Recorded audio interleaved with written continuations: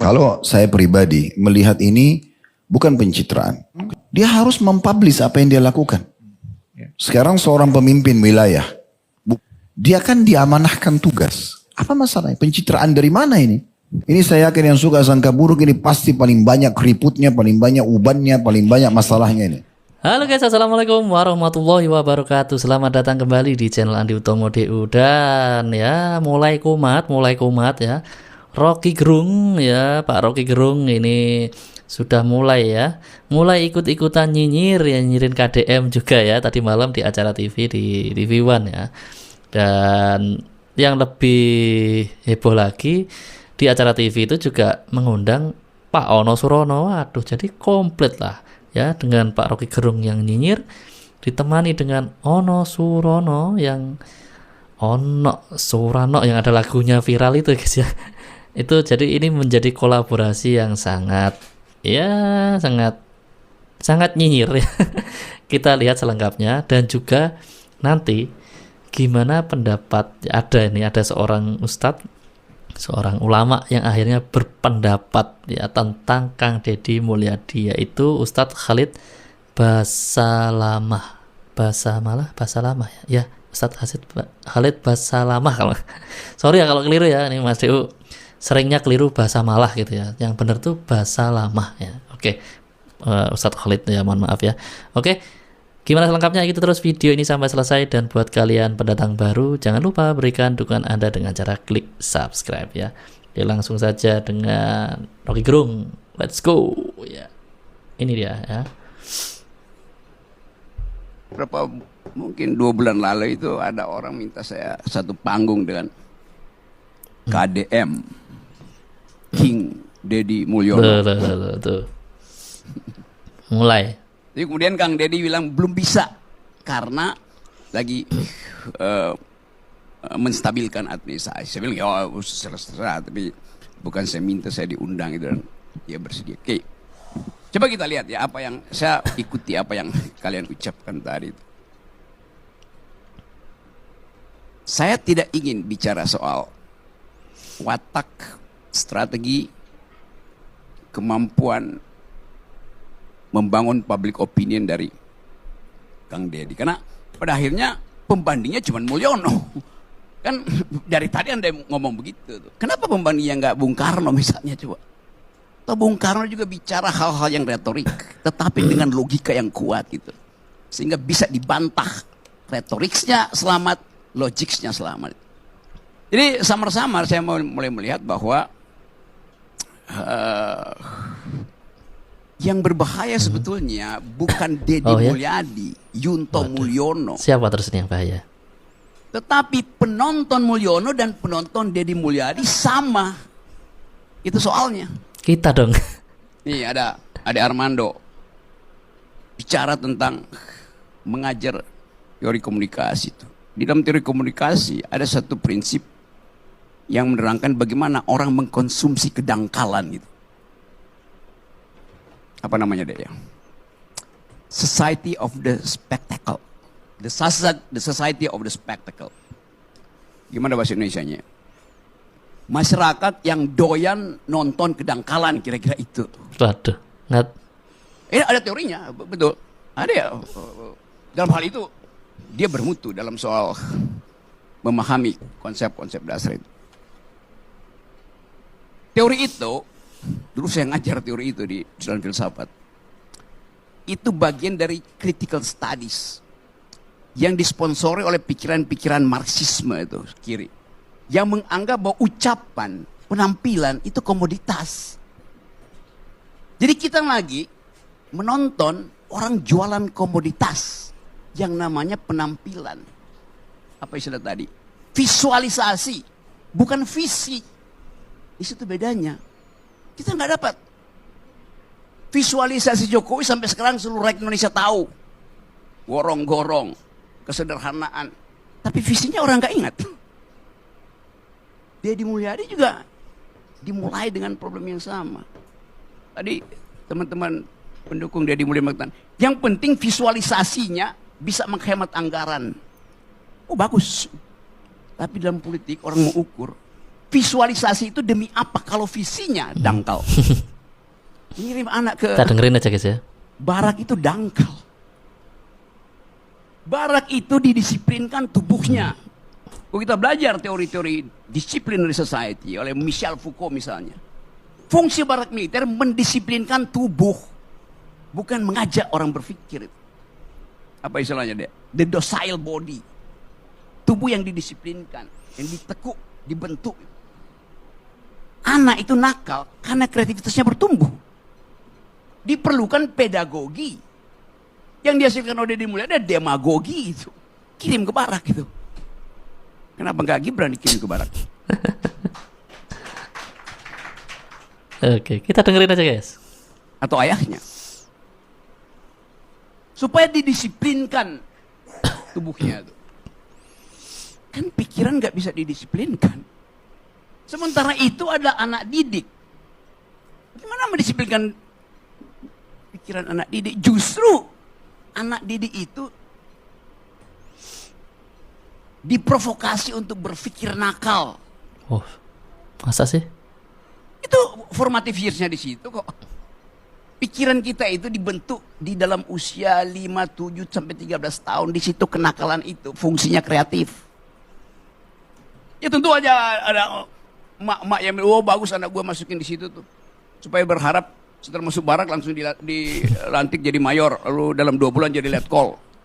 Tapi kalau bacok orang yang nggak kreatif pak. Kan ini dangkal sebetulnya. Saya nggak ada problem dengan itu. Tapi metodenya itu dikonsumsi oleh publik akhirnya. Jadi kita nonton kedangkalan. Dan itu yang berlangsung di kita setiap hari. Dari zaman Pak Jokowi yang saya kritik terus. Saya nggak kritik pribadi Pak Jokowi.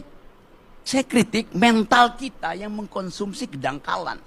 Jokowi ngerti bahwa hanya dengan menjual kedangkalan dia bisa bertahan. Menurut apa? Lempar-lempar hadiah. BLT, gorong-gorong, segala macam tuh. Itu kan jualan kedangkalan. Hanya dalam masyarakat yang IQ-nya 78, kedangkalan itu laku. Dan kita Ngata-ngatain kita 78 nih. saya masih cari-cari datanya WHO bilang, World Bank bilang, memang masih 78. Anda lihat sekarang masih 78 IQ kita. Selama 10 tahun Pak Jokowi 78 terus. Akibatnya apa? Ya kedangkalan itu laku terus. Logikanya begitu. Jadi bagaimana mungkin kita mau upload sesuatu di dalam bentuk yang visioner kalau yang dihasilkan adalah visualisasi bukan konseptualisasi. Itu soalnya di situ. Jadi kita mau coba lihat bahwa Mulyono, Mulyadi sama-sama beroperasi di dalam market of stupidity itu. Yang terjadi itu, faktanya ada di situ kok. Kita nggak lihat bertambah pengetahuan kita selama 10 tahun ini tentang ide itu. Jawa Barat tetap cara berpikirnya ya nggak maju-maju memang. Jawa Tengah sama aja. Artinya Terus mana yang Indonesia maju? nggak maju-maju, ukurannya jelas. Tidak bertambah IQ kita. Padahal itu yang diperlukan untuk compete. Duel dengan anak muda Eropa, anak muda Taiwan segala macam. Yang kita sebut bonus demografi. Itu juga yang menyebabkan kita seolah-olah ada dalam rasa malas untuk mengkritik. Saya mengkritik terus-menerus. Tapi ya saya bicara aja, nggak ada soal kan. Tapi kemudian buzzer, serbu Rocky Gerung. Rocky Gerung cerewet. Rocky Gerung mulutnya nggak bisa dikendalikan. Kenapa? Karena dia jomblo. Ngata-ngatain buzzer ya. Kalau Itu kedunguannya begitu. kita yang nyerbu katanya buzzer ya. Padahal ada yang punya keluarga tetap dungu. Sebagai raja. Jadi kita mau bikin renungan. Ini kebetulan 21 Mei hari reformasi. Untuk melihat sebetulnya di benak kita apa konsep kita tentang leader itu. Yang kita lihat sehari-hari adalah dealer, bukan leader. Yang gak mampu mengucapkan sesuatu dan didalilkan untuk dibantah. Leader, dia bikin dalil supaya dibantah. Ini ada leader nggak mau dibantah. Begitu dibantah dikirain buzzer itu kan. Bagaimana percakapan bisa muncul? Tuh. Kalau opini publik dikendalikan Kalau yang kontra dia boleh bilang buzzer. Jadi saya balik pada teori Tapi tadi, kalau society sebaliknya of the spectacle itu. nggak boleh ya. Di mana menonton kedunguan itu makin lama makin mencandu. Ini akan terbawa sampai 2009. Kita mesti hentikan itu. Supaya ada filter intelektual, filter akademis. Kemampuan ini harus dimulai sekarang. Untuk memastikan bahwa politik Indonesia ini didesain untuk menghasilkan pemikir, pemimpin, intelektual. Jadi bring intellectual back into politics. Kembalikan, bukan orangnya, kembalikan cara berpikir intelektual itu ke dalam politik. Hanya itu yang memungkinkan kita mendorong negeri ini untuk compete di tingkat global kan. Lihat diplomat-diplomat kita tuh, buta huruf, bertengkar di forum-forum internasional. Setiap kali saya ada di forum internasional, buset, memalukan. Panggil Deddy Mulyadi, bertengkar di forum internasional. Oh enggak, Deddy Mulyadi cuma mau jadi pemimpin Indonesia 2009. Tanggung. Artinya takut bertengkar di forum internasional. Sama dengan Jokowi, takut bertengkar di forum internasional. Dan kita diledek sebagai bangsa yang tidak bisa berpikir karena melihat 1-2 orang tidak mampu berpikir internasional. Dan itu adalah prinsip pars pro toto. Sebagian dibebankan pada keseluruhan. ILC masih berpikir kok. Walaupun dia doang orang-orang yang nggak bisa berpikir. Tapi faktanya ILC tetap ada. Jadi kita mau asuh bangsa ini, kembalikan bangsa ini dengan pikiran. Pendiri bangsa ini orang yang berpikir. Bung Karno dengan penuh retorika bicara. Berkali-kali kita lihat bagaimana kemampuan logika Bung Karno itu dibungkus dengan retorika yang bagus. Yang di kita semuanya retoris, tanpa logik. Satu waktu Bung Karno, ditanya sama wartawan, dalam persaingan politik dengan Sultan Syahrir, Bung Karno kalah, Sultan Syahrir jadi Perdana Menteri. Pasti jengkel Bung Karno. Wartawan sodorin. Mike, Bung, Anda kalah. Bersaing dengan Sultan Syahrir. Kata Bung Karno, seperti rotan. Saya tidak patah. Saya hanya melengkung.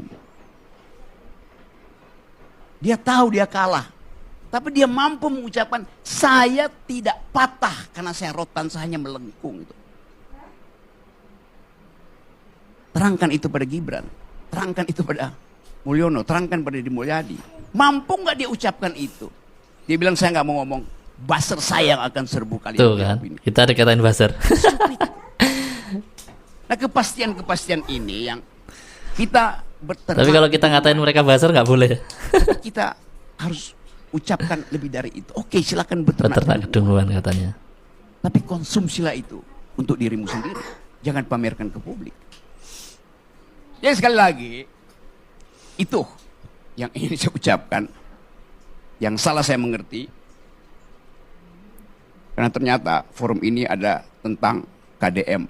Bukan tentang Fufu Fafa. Terima kasih.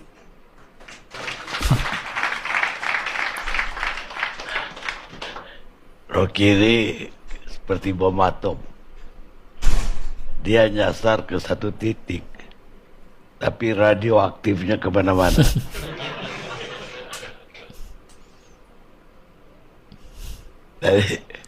Jadi memang satu hari saya bilang kita akan main Fufu Fafa. Tapi ternyata isu itu tenggelam akhir-akhir ini. Jadi terpaksa kita berubah. Gak mungkin dia menyampaikan ke Bung Rocky, gak bilang bahwa itu udah berubah. Fufu Fafa terpaksa ditunda dulu. Karena kegawatan 21 Mei pun tidak terjadi pada hari ini. Sehingga kita terpaksa nyari lagi apa yang tersisa. Deddy Mulyadi. Tapi begini, pemirsa, popularitas itu tidak seharusnya jadi kriteria untuk memilih politisi dalam sebuah pemilu. Sebab kalau popularitas jadi ukuran, maka Donald Bebe akan duduk di Senat Amerika. Kata Wallace, produser film Amerika. Oke, sebelum lupa, Mas Dewi mau tanggapi ya. Kalau sekedar popularitas katanya Donald Bebek, ya tergantung popularitasnya, Pak. Kalau populer, kan orang tuh menjadi populer karena apa? Ya.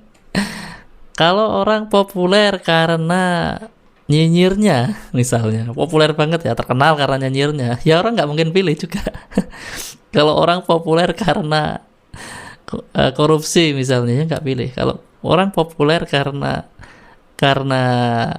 hal-hal yang baik ya, program-program yang baik ya, realisasi program yang jelas, ya tentu saja dipilih ya. Jadi nggak bisa hanya ngomong popularitas ya.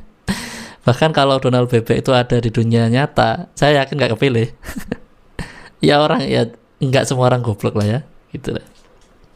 Jadi ya pendukungnya siapapun, pendukungnya KDM itu ada yang IQ-nya tinggi, ada yang IQ-nya biasa-biasa aja. Itu orang bermacam-macam orang ya. Tidak semua IQ 78 seperti Pak Rocky bilang tadi, saya yakin. Di situ ada Ade Armando, nggak mungkin Ade Armando IQ-nya 78. Mas Dewi pribadi sudah pernah tes IQ, insya Allah di atas 100 ya. Nggak yang 78 juga. Jadi nggak bisa pukul rata ngomong soal popularitas, IQ seperti itu ya. Ya terserah, silakan ya kalau pakai teori-teori yang jelimet gitu ya terserah. Tapi kalau menurut saya ya itu ya, jadi popularitas saja nggak cukup untuk supaya orang dipilih ya. Jadi kalau ngomongin popularitas bukan jadi ukuran, ya tergantung popularitas apa itu ya. Kalau populer karena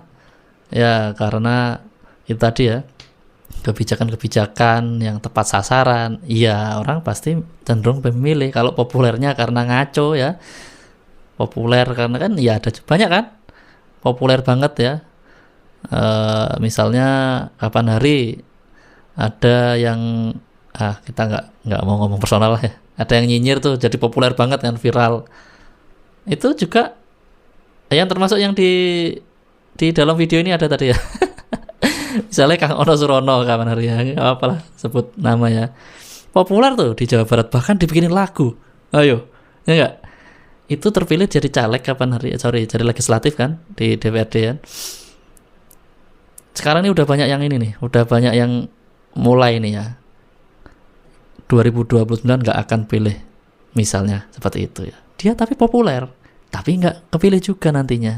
Ya, ayo, ada lagi yang lainnya lah ya, ada lah ya, kita nggak sebutin ya. Ya walaupun belum tentu nggak kepilih juga tahun 2029, setidaknya itu bisa jadi contoh juga ya. Kita lihat aja nanti 5 tahun lagi ya, kepilih nggak kira-kira? 4 tahun lagi ya. Nah, yang populer karena nyinyir ya, coba kepilih nggak kira-kira? Salah satu kamera Kang Deddy tapi masih seger nih. Seger. Mas kalau kerjanya di sip, enggak di sip. Jadi cara ngesipnya gimana? 5 hari sekali. Oh 5 hari sekali. 5 hari masuk, 5 hari libur. Tapi dalam 5 hari itu berarti sampai Kang Deddy istirahat aja dari pagi sampai malam ngikut, ngekor terus. Nah itu kan unik ya, kalau konten-konten Kang Deddy itu kan unik ya. Jadi itu kalau mau ngambil gambar di setting dulu atau gimana dulu nggak? Oh kita nggak ada settingan. Nggak ada. Natural. Oh natural aja. Langsung. Oh berarti harus siap siaga dong. Siaga terus. Nah terus kalau mau ngambil gambar itu disuruh dulu atau kita inisiatif sebagai kameramen, ini ada yang ini langsung ngambil gitu nggak? Inisiatif kita. Oh inisiatif.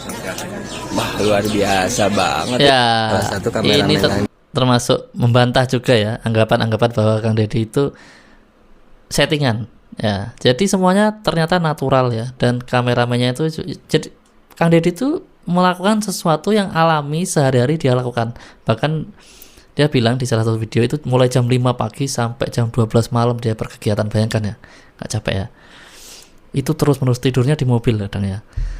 Nah, kameramennya itu ini ngikut ya, ngikut. Yang penting Kang Deddy ngapain aja udah di video dulu lah kayak gitu.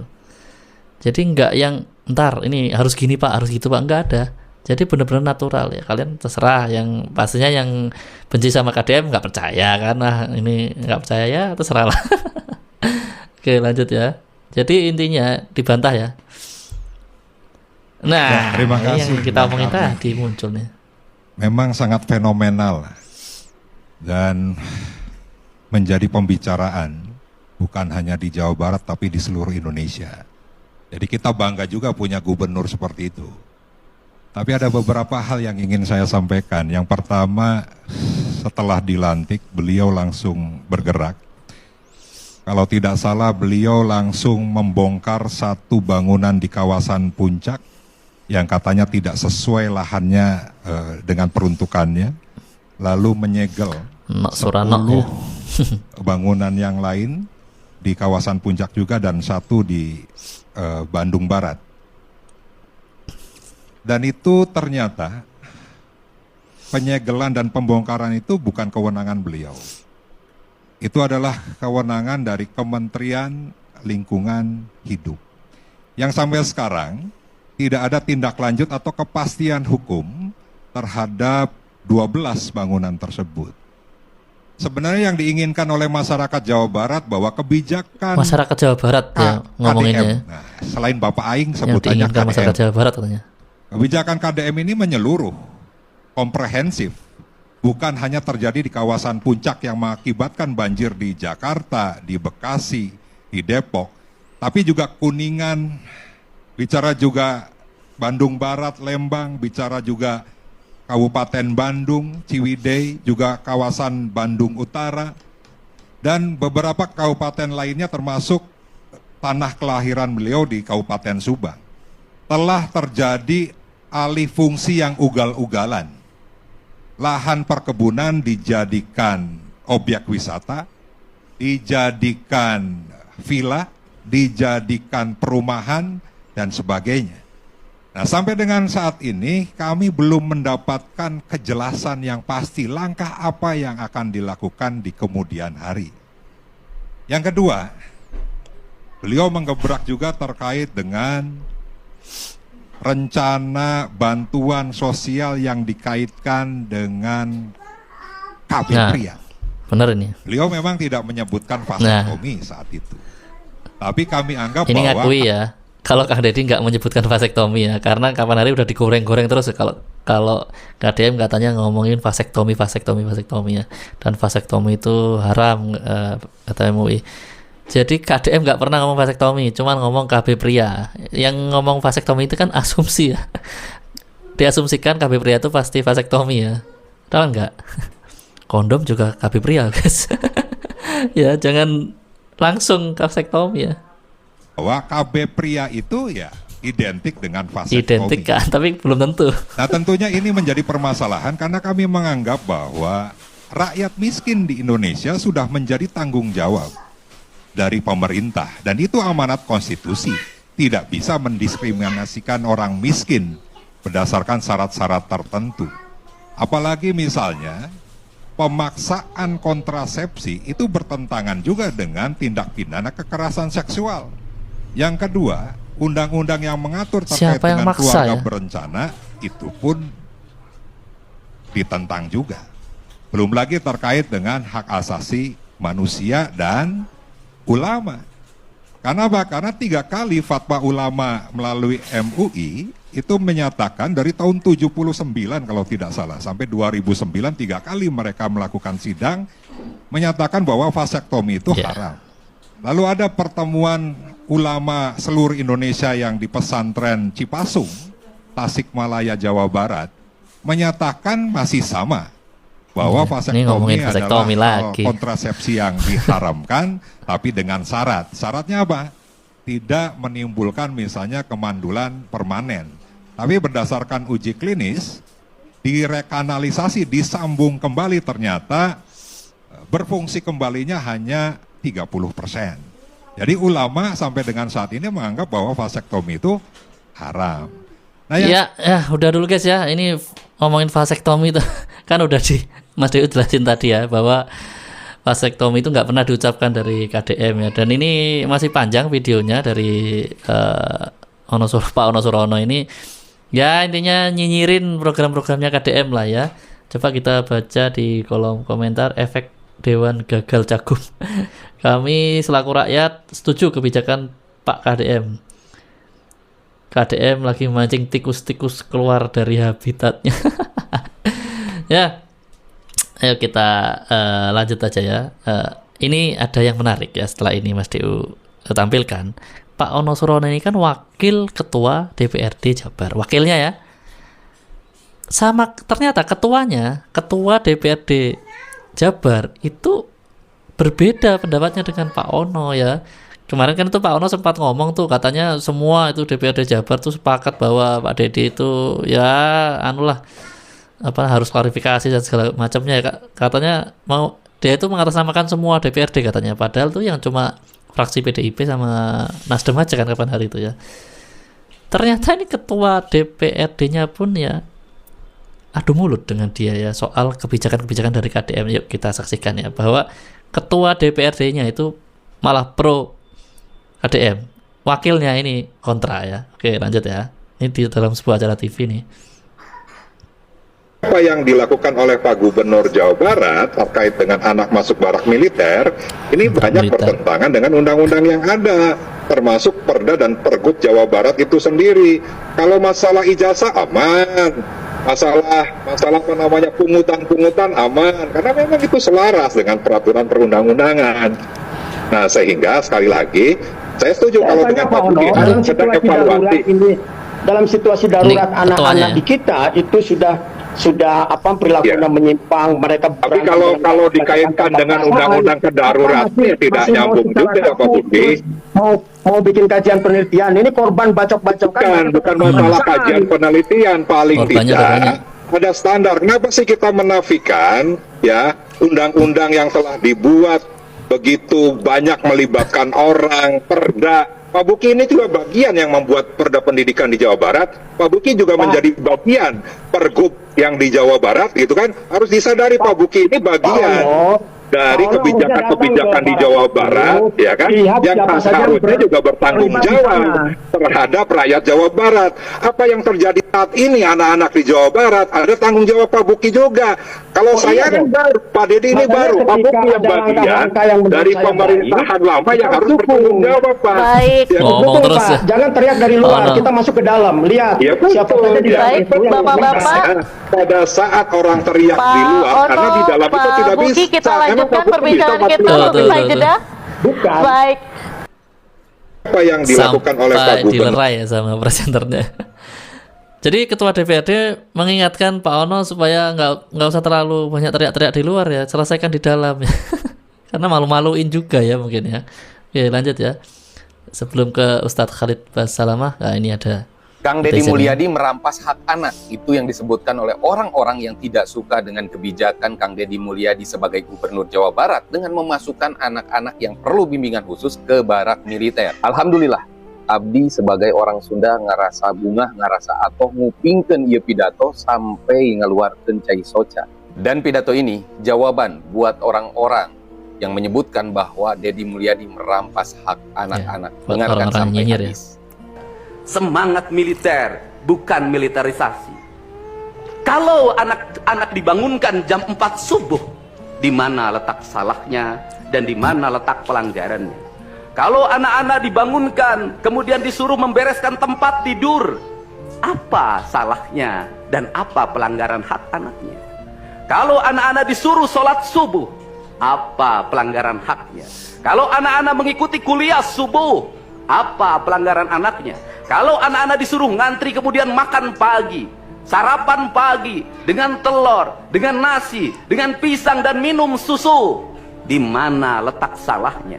Kalau anak-anak kemudian disuruh belajar, dan saat belajar duduknya bersikap memandang ke arah gurunya, memandang mata gurunya, agar terjadi transformasi energi antara guru dengan muridnya, yang hari ini dihilangkan dengan digitalisasi, menghilangkan ruh spiritual konsepsi pendidikan kita, diganti dengan konsep pendidikan digital yang tidak lagi melahirkan hubungan emosional guru dan murid. Akhirnya murid-murid tidak menghormati guru-gurunya karena guru lupa mengekspresikan nilai-nilai spiritual dalam dirinya pada murid dalam ruangan yang hening, diganti dengan papan belajar digital. Di mana letak salahnya?